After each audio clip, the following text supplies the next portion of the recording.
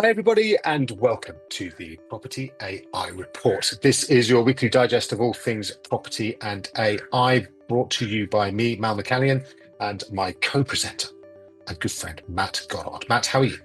Hey Mal, I'm really well, thanks. How are you? Been a long Um, drive for today. yes, this has been. I've ended up in sunny Truro, and it is very sunny today on my little tour. And yeah, no, it's been a good day. Although yes, it's been a long drive, but still very excited to get stuck into all of the stuff we've got today. And man, once again, it's just kept coming, hasn't it? All the news. So why don't we get stuck in first of all to our property news?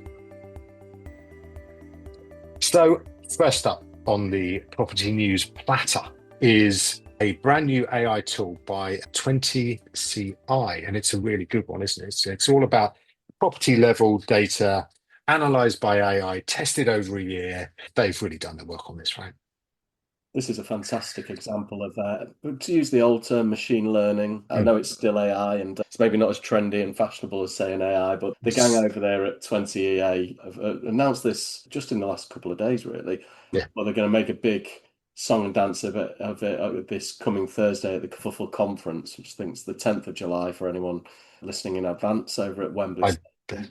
everybody's got tickets. I'm sure they have. If they haven't, they're crazy. If they haven't, I'm sure they can hit you up, Mal, for one or two. But For you're going sure. to be there. I'm going to be there. Who wouldn't? But 100%. it's basically propensity data, isn't it? Then they're modeling out who's going to be ready to sell, rather than just the average trope of the property sells every 7 years and you're working through it. It's got a much more detailed approach right down into the postcode level, property level information around that. So it's great to see them crunching all that number and data that they've been pulling in over the years and seeing it being utilized in something other than just here's the number of bedrooms and bathrooms you get for a given property, actually seeing some meaningful propensity data around it. Yeah, the granular level that these guys have gone to and can get to, I think, is phenomenal.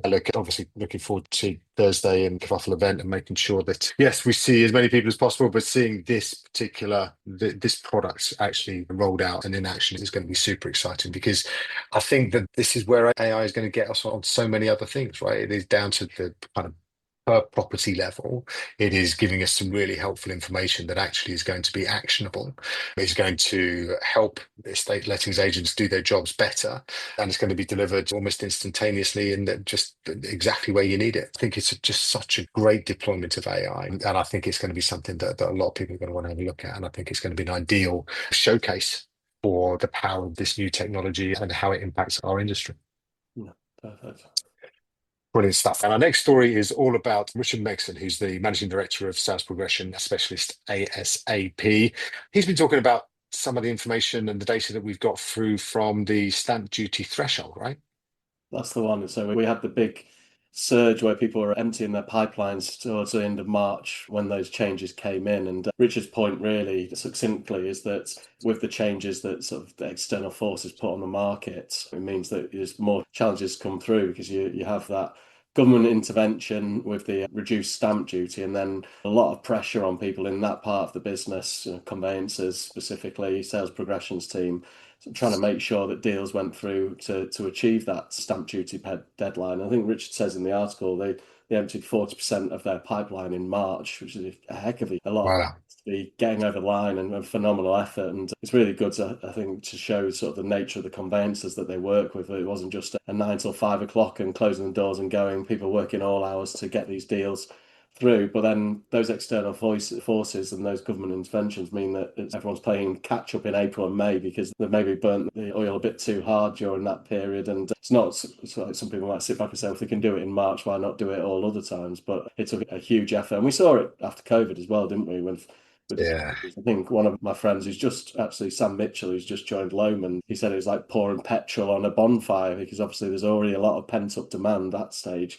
And then for the government to make an intervention just wasn't necessary. And I think this is just highlighting that whenever that happens, it creates some healthy fluctuations in our market. Really, really does. And they keep doing it, right? And there's that sort of initial little buzz about, oh, brilliant, actually everyone's going to start flooding into the market and doing all sorts of funky and exciting stuff. But actually, in the end, what it does is it just skews the market ridiculously. And then everyone's got to absolutely run super fast at something, and then it, like you say, it's just burnout for a while before until everyone can start again. And it skews demand and supply because people do try and squash all of their properties onto the market before the deadline, and then of course there's a dearth of supply coming through in the pipeline straight afterwards. Yeah, listen, I'm a huge advocate of just steady, just stop messing about. Let the regulations just leave where they are. Stop Well, it. natural forces come into play. Yeah, exactly right. And I think everyone remembers the old days where seasonality kind of felt seasonal. And now it's almost like regulation dictates where the market is at any one particular time in the year. And far too often it's been government intervention that has skewed it one way or the other. So yeah, hopefully at the very least we've got a period of stability where we know where everything stands and we can all just work hard as we always do to those rules. But yeah, there's no sort of crazy spikes or anything like that coming up. I feel like I want to stick a pin in you saying we've got a period of stability coming up, and for whatever drops next from wherever in the world, You know that as of tomorrow.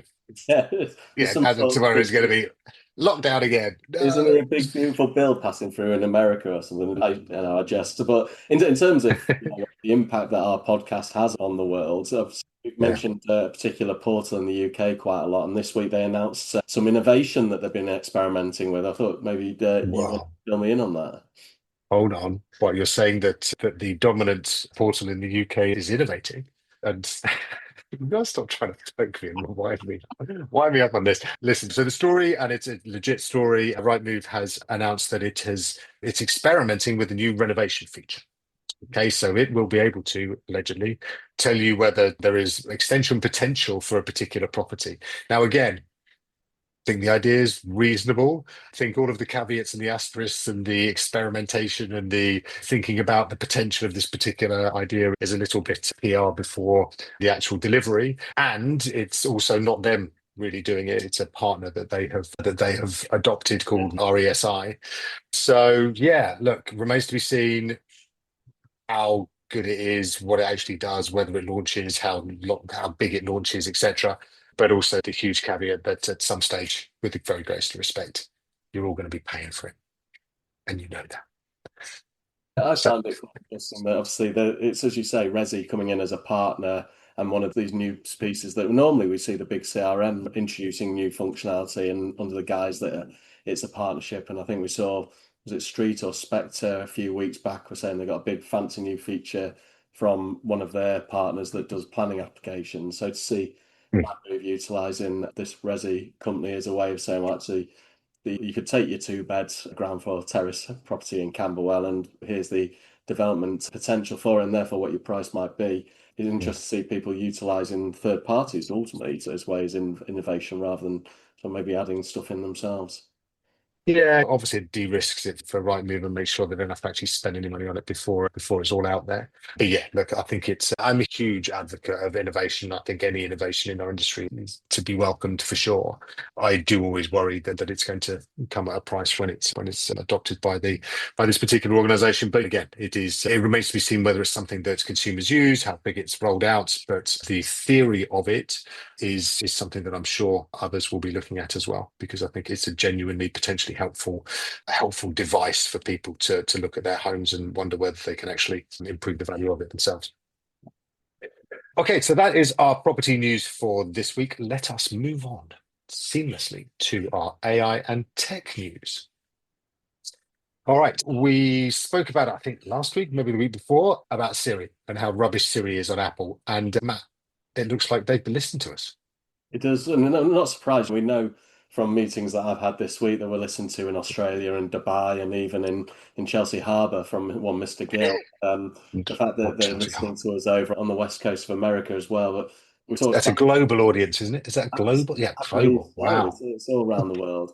But that's not just where you and I travel either. But we talked about the fact that Siri had fallen behind. This Apple intelligence wasn't as intelligent as we want to. And their worldwide developer conference a few weeks back didn't even really mention AI in purposely to avoid it. But we also said if you can't keep up, why not look at partnering with somebody? And now Apple are looking at replacing Siri's AI with actually something like Anthropic's Claude and going down that route, or even using OpenAI natively within it. And I said at the time, Yeah. my iPhone 16, I'm not suing Apple for the AI button. I've just hacked it to launch OpenAI voice mode. And it sounds like Apple are now following the same route, but doing it as a proper partnership. Yeah, and I've heard Perplexity and various other names thrown in the ring as well. It definitely sounds like they are not quite flailing around, but certainly desperately trying to solve what is a kind of gaping wound, right? That every single day that goes by, and all these other frontier labs are releasing such great kit, and Apple, who used to be absolutely the innovator in technology, is lagging so far behind that they've just almost got to put a pin in it, bind the wound, and just get on with kind of the next level because they've lost this one. There's barely any comeback from this. Yeah, it's good to see. I think it's going to help a lot of people, particularly those who, sorry, Matt, bought their iPhone 18s or whatever, or 16, sorry, Even iOS. in order to access their Apple Intelligence. At least there seems to be something coming that's gonna help a little bit. So our next story, Matt, I know you're always down with the kids, and yeah, you're always understanding what is trending. I believe the phrase is on Spotify and so on. So you've been listening to this band called the Velvet Sundown, which is getting a lot of listens, right? It is indeed, Mal. And I love the fact to say down with the kids when we're talking about a nostalgic 1960s, 70s rock band where they all have long hippie hair and mustaches, and that's just the AI images of them. But You were a kid back then.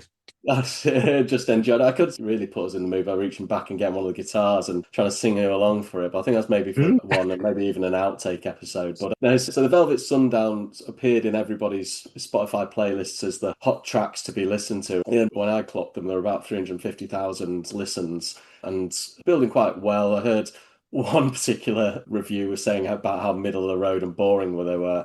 And I'll see that. So I was quite enjoying it at that stage. And I think there's particular guitar solos in there. There was drum breaks that were quite Okay. entertaining. It's all, as I say, 60s, 70s tinge. Remind me a bit of Daisy Jones and the Six Yeah, from Amazon, TV show.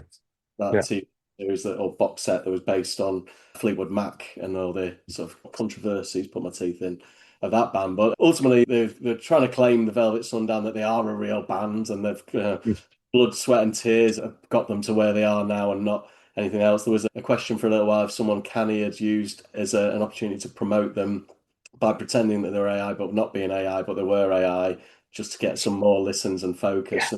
I think it hit the Times, it hit Rolling Stone before it actually hit the tech news, didn't it? And I think the one thing Yeah. that really sold it for me is they almost protested too much about how they weren't AI yet. There was no social media profiles, there's no to tour dates. You couldn't see them playing Whiskey Go in LA, those sort of classic rock and roll venues, or even King Tut's Wah Wah Hut up in Glasgow, which is famously where Oasis started. There's not done any of that touring that we could see. It seems a bit like there's no, I was going to say no background, but maybe no backbone to the stories.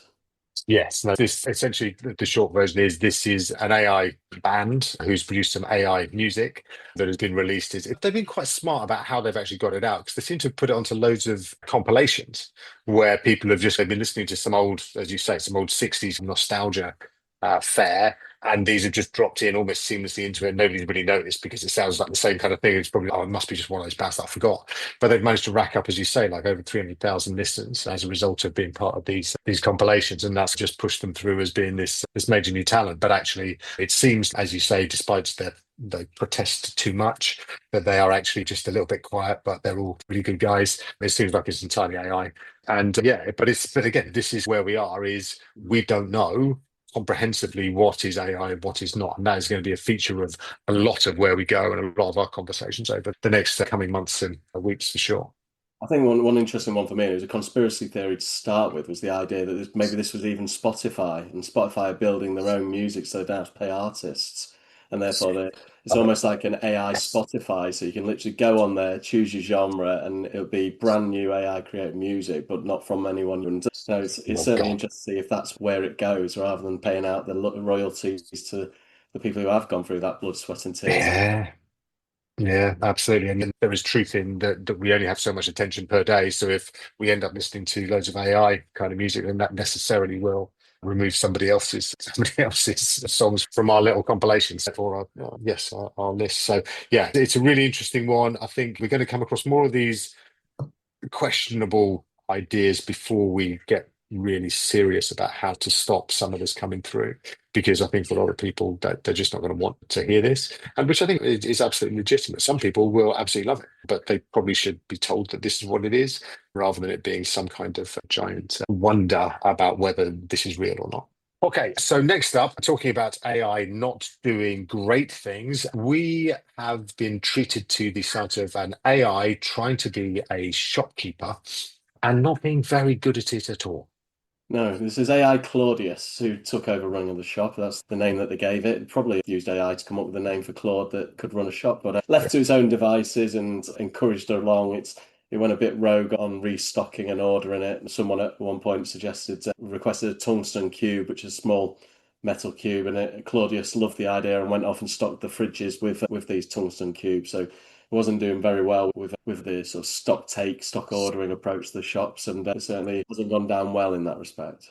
No, and then it decided that it was actually human and physically present, and actually started arguing with people who said that it hadn't been present at a particular meeting wearing a blazer and a tie, and became quite almost angry about the fact that it was being called out for not having done this. But again, before everyone kind of freaks out massively, did this sort of Anthropic who made Claude are really good at bringing to our attention these things. Almost none of the other frontier labs do anything like this or tell us anything about what happens behind the scenes. Whereas Anthropic is really good at going, look, we tested this stuff out, and this is honestly what happened.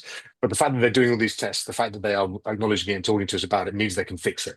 Right. And that is something that obviously is going to be really important, because as AI becomes an increasing part of our day to day, we want to make sure that the alignment, as it is known, which is that AI aligns with human necessities, is good and strong and complete. Otherwise, if you've got these rogue AIs that are doing some crazy stuff, then we've got some serious problems. You may have seen them in the movies.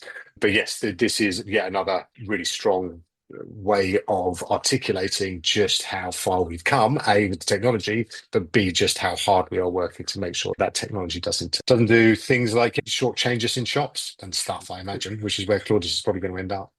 And another one that shows just how far where we've come is Philip Schmidt wrote an article, didn't he, that you pulled out to do with context engineering being the new prompt engineering for agentic or AI agents. Yeah. And I think this one is interesting because obviously when generative AI hit, the context windows were quite small, weren't they? So we were all encouraged to be prompt engineers, and that's a term that's died quite quickly, or rather been Yeah. replaced with context engineering.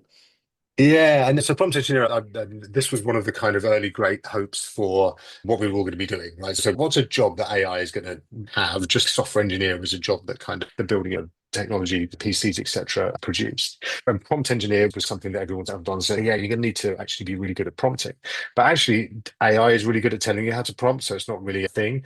Context engineering is really how you orchestrate all of these AI agents. So just to recap, agentic AI/AI agents are AI that you give jobs to.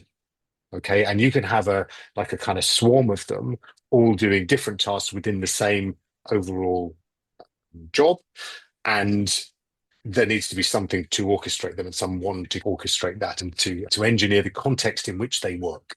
And that's what this guy, Philip Schmidt, is really focused on. He's Google DeepMind. He's an absolute massive brain. And yeah, he's basically positing this as really a really important role in the future. And I have to say, I hugely agree. If you were to articulate this in terms of agency, stage agency, lettings agency, then, all those administrative functions that would go into, for example, booking a viewing, you have a human kind of overseeing context engineering that particular process and making sure that all the AIs are doing their thing. They're qualifying the lead.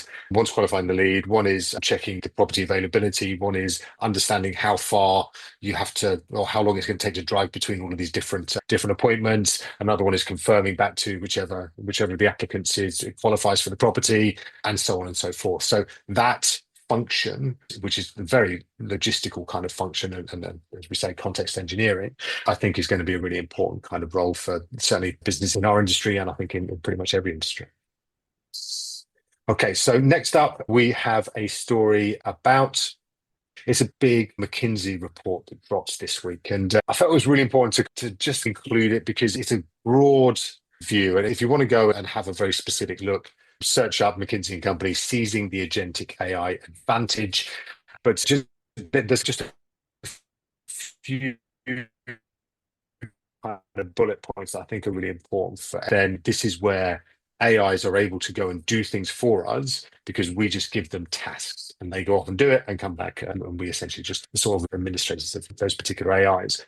So 5 main points from the article from the McKinsey report is there is a generative AI paradox, which is that 80% of companies have adopted some generative AI, but at this point have seen no significant impact on their bottom line. Now, it is still very early. Much of this adoption is all about kind of testing stuff, but it's still yet to be seen in terms of the overall significant value to these organizations. But testing is so important. To sit there and expect an AI to be just switched on and then suddenly it's going to transform your business, I think it is naive at best. So it's really important to keep testing, really important to start deploying these things and get a real feel for how they impact your business.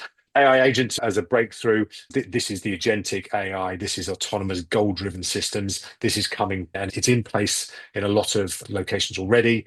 But again, it's going to be something I think in our industry, it's going to be really important too. Process reinvention. Matt, you and I talk about this kind of thing all the time, right? It's about splitting up a job role into individual tasks. And also, importantly, not just crowbarring in AI into what you're doing at present. It's very much Mm. that business transformation that we've had historically now, maybe even go back as far as time motion. Don't just go, we do this at the moment, and therefore we're going to stick AI in place of Dorothy. It's a case of Mm. saying a lot of businesses are doing things in the way they are because of the way that the CRM's set up or the way that the department's been set historically. Look at that process, reinvent it with the view of how you're going to then utilize agentic AI or generative AI way through. Because if you take it back to the real world process, a lot of things you're doing have become that way and cumbersomely because that just fitted some scenario that came up 6 years ago that you've said, oh, yes, let's stick this process in place to cover that. And actually start from scratch and with the view of now we can totally reinvent this process. Exactly that. And you look at really, if you were to go back to the late 90s and how you processed photographs, for example, or how you made adverts or how you organized your Rolodex of hot leads and stuff like that, it's just so different. The tasks required are roughly the same, broadly the same, but how you go about them is fundamentally different. And I just think that, as you say, it is going to change how we do these things, not necessarily what we do. You're not going to necessarily have to plug into a CRM system for certain things that you do right now. And it's really important that you just look at it and rethink the whole thing. And obviously, that's something that we talk about all the time.